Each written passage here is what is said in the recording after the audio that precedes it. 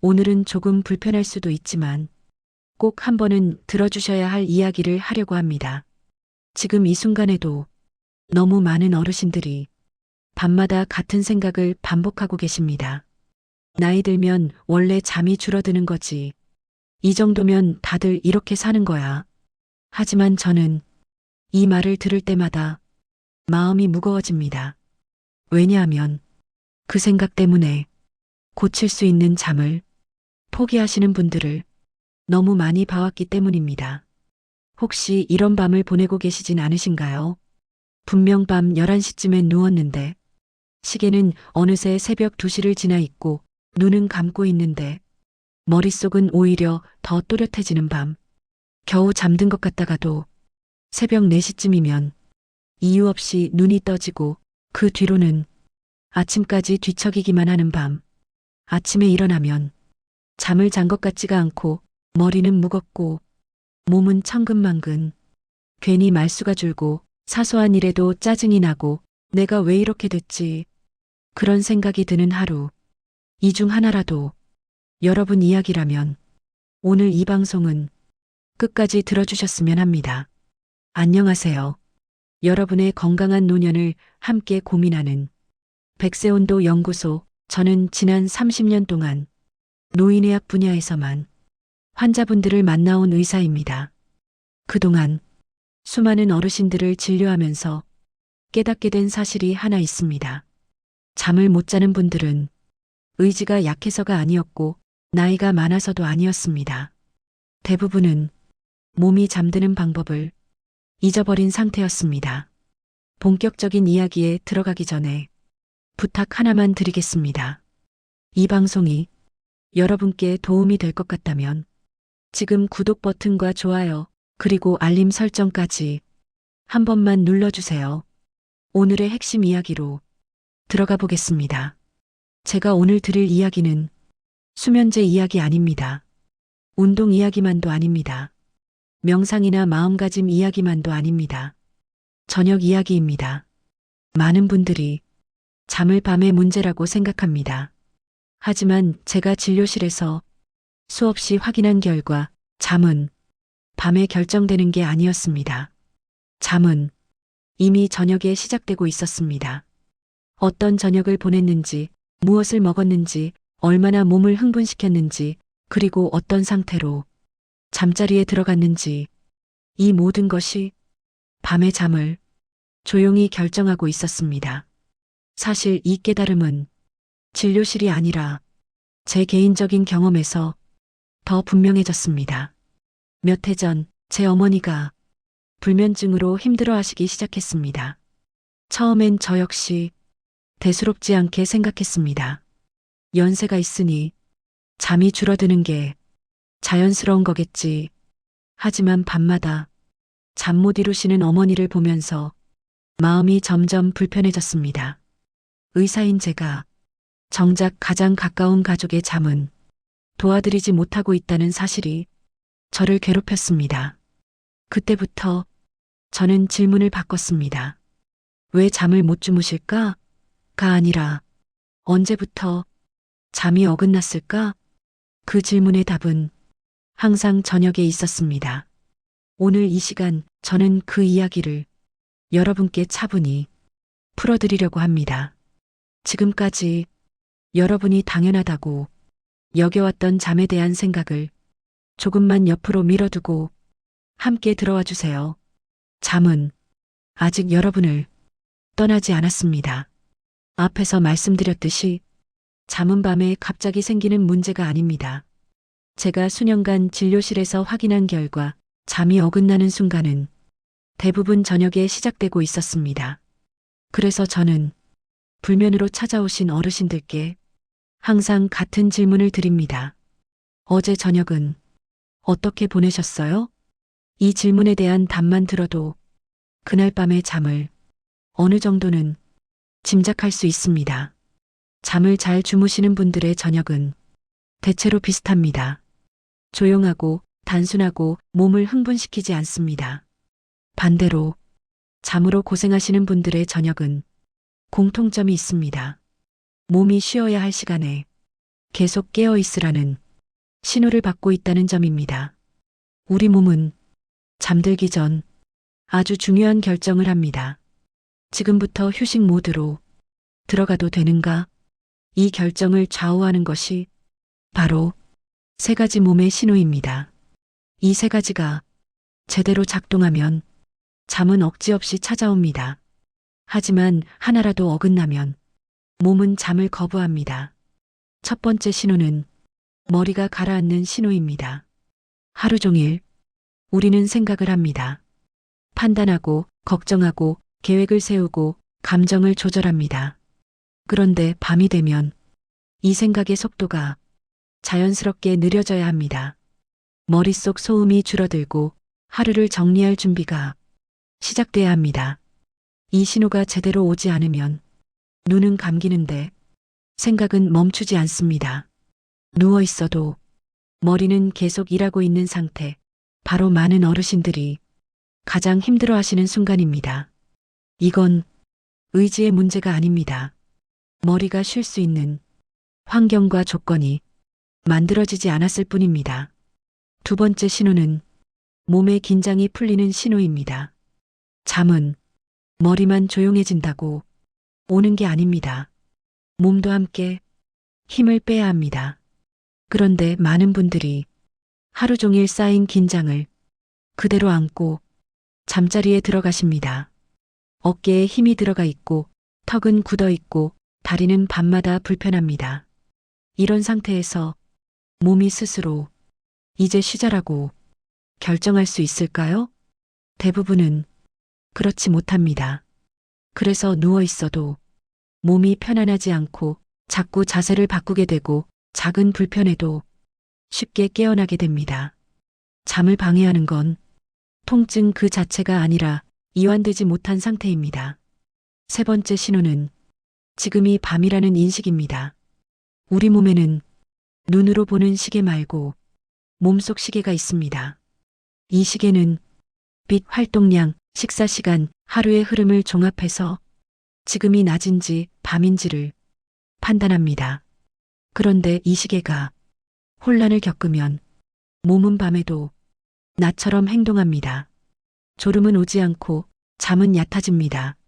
늦은 시간까지 밝은 불빛 아래에 있거나 저녁 이후에도 계속 자극을 받으면 몸속 시계는 밤을 인식하지 못합니다.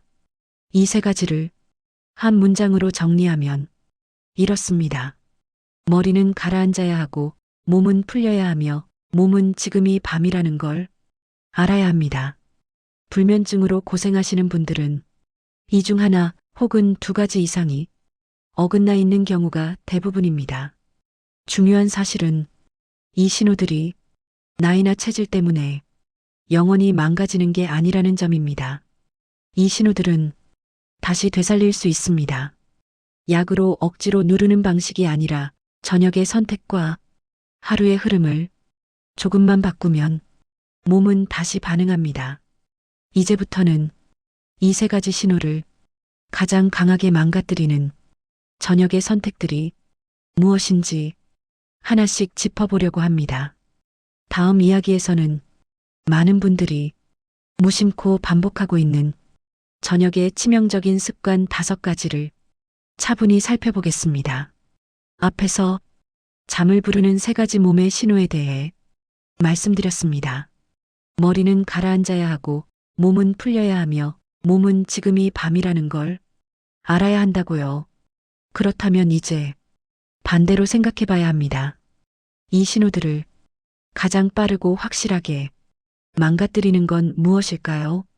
제가 진료실에서 불면으로 오신 어르신들을 만나면 늘 발견하는 공통점이 있습니다.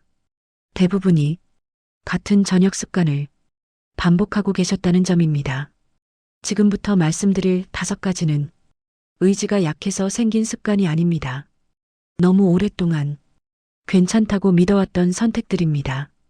첫 번째는 저녁 이후의 카페인입니다. 많은 분들이 커피만 안 마시면 괜찮다고 생각하십니다. 그래서 커피 대신 녹차나 홍차를 드시고 간식으로 초콜릿 정도는 괜찮다고 여기십니다. 하지만 카페인은 생각보다 오래 몸에 남아 있습니다. 어떤 분들에겐 오후에 마신 한 잔이 밤늦게까지 머리를 붙잡고 있습니다. 눈은 감기는데 생각이 멈추지 않는 밤, 이유 없이 머릿속이 또렷한 밤, 그 뒤에는 카페인이 숨어 있는 경우가 정말 많습니다. 두 번째는 매운 음식과 자극적인 저녁입니다. 하루 종일 입맛이 없다가도 저녁이 되면 유난히 얼큰한 음식이 당길 때가 있습니다. 그날 하루를 보상받는 느낌도 들지요. 하지만 매운 음식은 밤에 우리 몸을 각성 상태로 만듭니다. 속은 불편해지고 체온은 올라가고 몸은 계속 깨어 있으라는 신호를 받습니다. 이런 상태에서 몸이 스스로 잠을 선택하기는 어렵습니다. 세 번째는 기름진 음식입니다. 치킨, 튀김, 전, 돈가스. 저녁에 먹기 편하고 만족감도 크지만 몸에는 전혀 편하지 않은 선택입니다. 이런 음식들은 소화하는데 오랜 시간이 필요합니다. 몸은 쉬고 싶은데 위와 장은 밤새 일을 하게 됩니다. 결과는 분명합니다. 잠은 얕아지고 자주 깨고 아침에 일어나도 쉰 느낌이 들지 않습니다. 네 번째는 술에 대한 오해입니다. 술 한잔하면 잠이 잘 온다는 말 정말 많이 듣습니다. 처음엔 그 말이 맞는 것처럼 느껴지기도 합니다. 하지만 그 잠은 깊은 잠이 아닙니다. 술은 오히려 새벽에 깨게 만들고 몸의 리듬을 더 흐트러뜨립니다.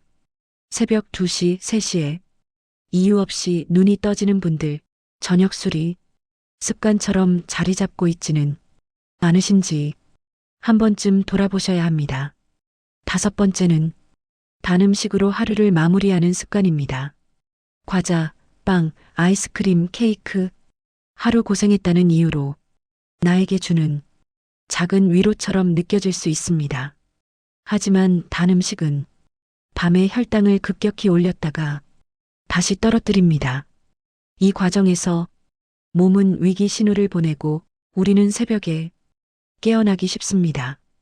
괜히 가슴이 두근거리고 불안해져서 잠이 달아나는 밤, 그 원인이 단 음식인 경우도 적지 않습니다. 이 5가지를 하나로 묶어보면 아주 분명한 공통점이 있습니다. 모두 밤의 몸을 흥분시키는 선택이라는 점입니다. 잠은 억지로 끌어오는 게 아닙니다. 몸이 이제 쉬어도 되겠다고 판단할 때 찾아옵니다. 지금까지 말씀드린 습관들은 그 판단을 계속 미루게 만들고 있었습니다. 다행인 점은 이 5가지는 오늘부터 하나씩 줄일 수 있다는 것입니다. 끊어야 할 게 아니라 저녁에서 물러나게 하면 됩니다. 이제 다음 단계로 넘어가 보겠습니다. 그렇다면 반대로 몸이 스스로 잠을 선택하게 돕는 저녁의 선택은 무엇일까요? 다음 이야기에서는 잠을 부르는 방향으로 몸을 돌려주는 첫 번째 음식 선택부터 차분히 말씀드리겠습니다. 이제부터는 방향을 바꿔보겠습니다. 앞에서는 잠을 망치는 저녁 습관을 이야기했다면 이제는 몸이 스스로 잠을 선택하도록 도와주는 음식에 대해 말씀드릴 차례입니다.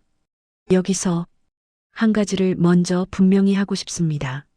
지금부터 말씀드리는 음식들은 잠을 억지로 오게 만드는 음식이 아닙니다. 몸에게 이제 쉬어도 된다고 허락해주는 음식들입니다. 그래서 공통점이 있습니다. 자극적이지 않고 소화가 빠르며 밤에 몸을 흥분시키지 않습니다.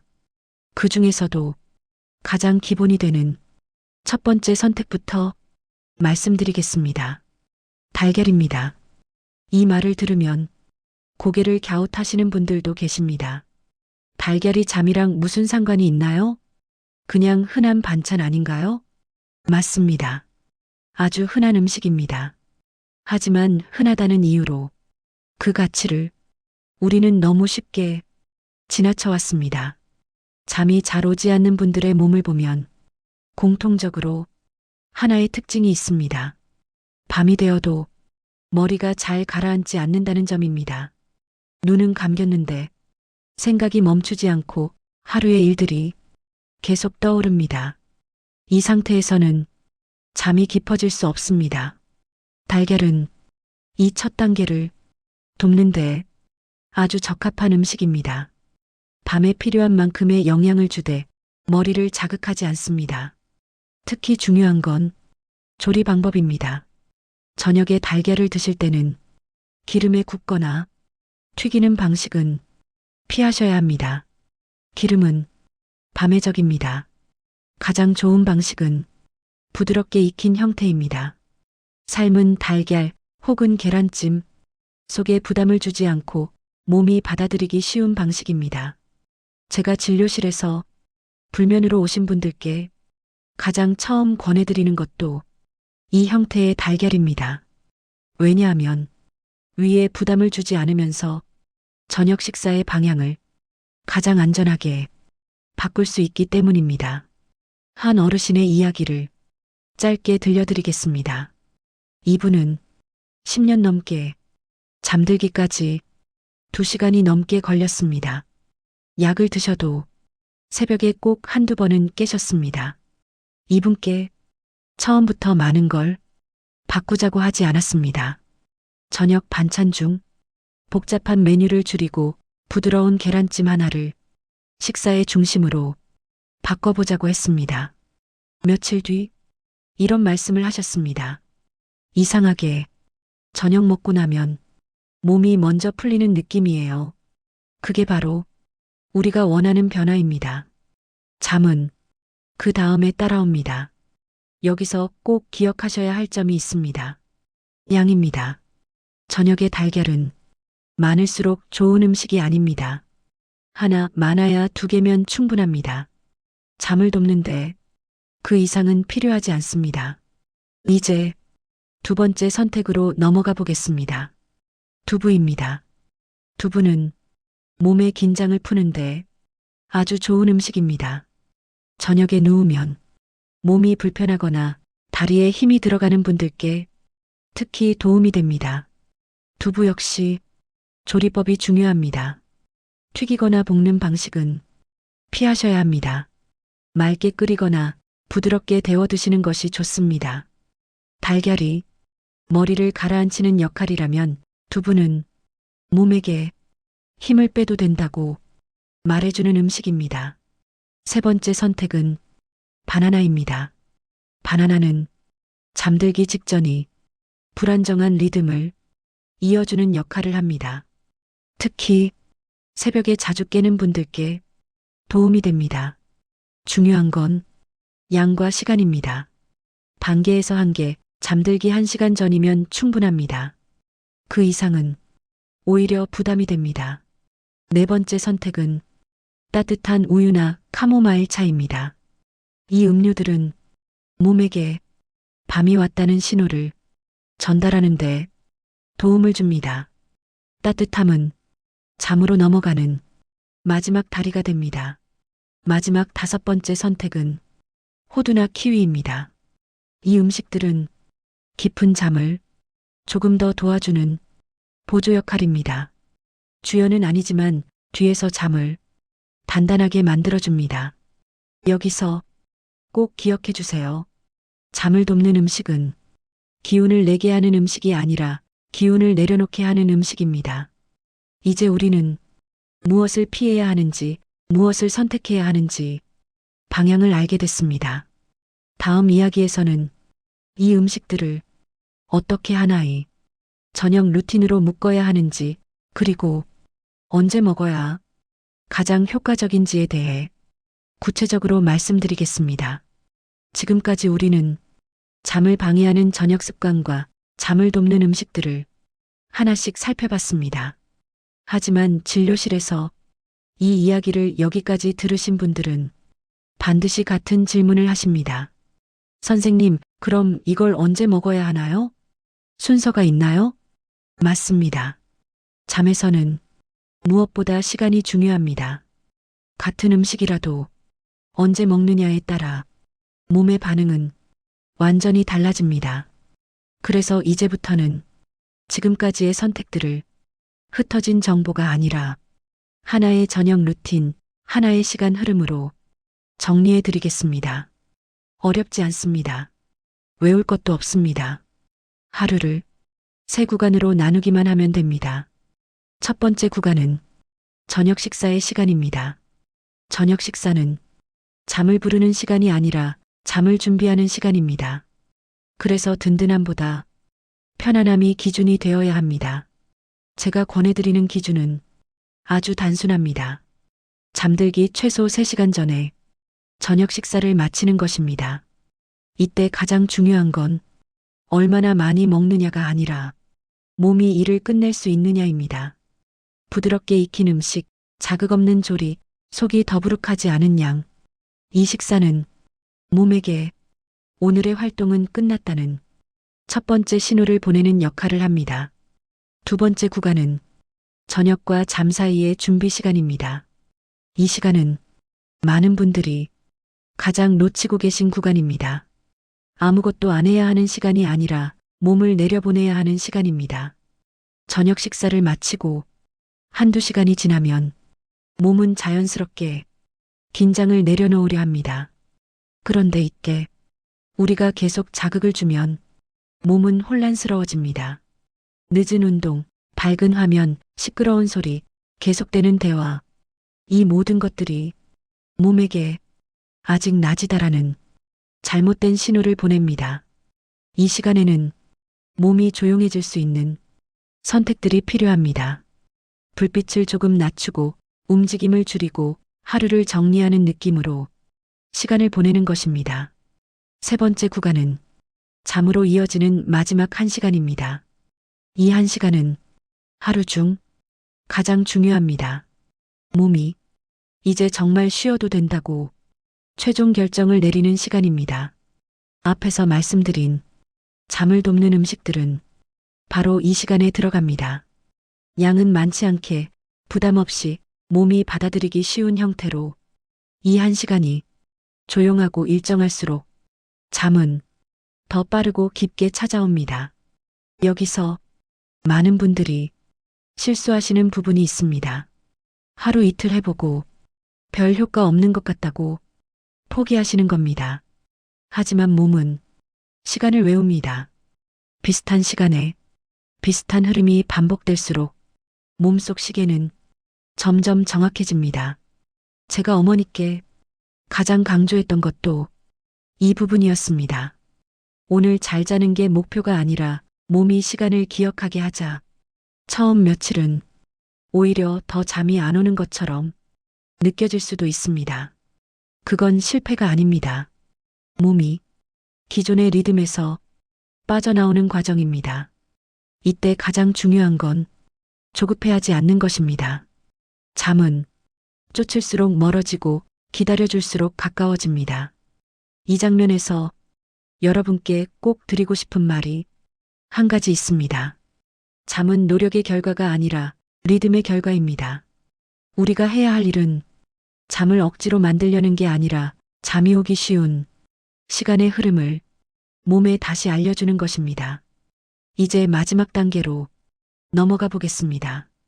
아무리 저녁 루틴이 잘 만들어져도 잠을 완성시키지 못하는 마지막 변수가 남아 있습니다. 다음 이야기에서는 잠을 완성하는 공간, 침실과 밤의 작은 습관들에 대해 차분히 말씀드리겠습니다. 여기까지 차분히 함께 해주셔서 진심으로 감사합니다. 지금 이 시간을 끝까지 듣고 계신 여러분은 이미 한 가지를 해내신 겁니다. 바로 잠을 포기하지 않겠다는 선택입니다. 많은 분들이 어느 순간부터 잠을 체념합니다. 이 나이에 뭘 더 바라겠어. 그냥 이렇게 사는 거지. 하지만 저는 진료실에서 전혀 다른 장면들을 수없이 보아왔습니다. 나이와 상관없이 잠을 되찾는 분들, 다시 아침을 가볍게 맞이하는 분들, 그 차이는 특별한 의지나 대단한 치료가 아니었습니다. 아주 작은 선택들이 쌓인 결과였습니다. 그래서 이 마지막 시간에는 오늘 이야기의 핵심을 복잡하지 않게 정리해 드리려고 합니다. 지금부터 말씀드리는 건 지식이 아니라 오늘 밤부터의 행동입니다. 첫 번째로 꼭 기억하셔야 할 말이 있습니다. 잠은 밤에 만들어지는 게 아니라 저녁에 완성됩니다. 우리가 무엇을 먹었는지, 어떤 자극을 받았는지, 어떤 상태로 하루를 마무리했는지가 밤의 잠을 결정합니다. 그래서 오늘 밤부터 딱 3가지만 실천해 보시길 부탁드립니다. 첫 번째 행동입니다. 저녁을 조금 가볍게 마무리해 보세요. 배를 채우는 기준이 아니라 속이 편안한 기준으로 식사를 끝내는 겁니다. 잠들기 3시간 전 이 기준만 지켜도 몸은 다르게 반응하기 시작합니다. 두 번째 행동입니다. 잠들기 1시간 전부터 밝은 화면과 조금 거리를 두세요. 완전히 끊지 못해도 괜찮습니다. 불빛을 낮추는 것만으로도 몸속 시계는 밤을 인식합니다. 세 번째 행동입니다. 침대에 누웠을 때 오늘 하루를 한 문장으로 마무리해 주세요. 오늘도 여기까지 했다. 이 문장은 머리에 마침표를 찍어줍니다. 이 3가지만으로도 오늘 밤은 어제와 같지 않을 수 있습니다. 아주 큰 변화가 아니어도 괜찮습니다. 조금만 달라져도 그건 이미 회복이 시작된 겁니다. 여기서 중요한 말씀 하나를 꼭 드리고 싶습니다. 잠은 사람마다 회복 속도가 다릅니다. 누군가는 며칠, 누군가는 몇 주가 걸릴 수도 있습니다. 그 차이는 실패가 아닙니다. 몸이 다시 배우는 시간입니다.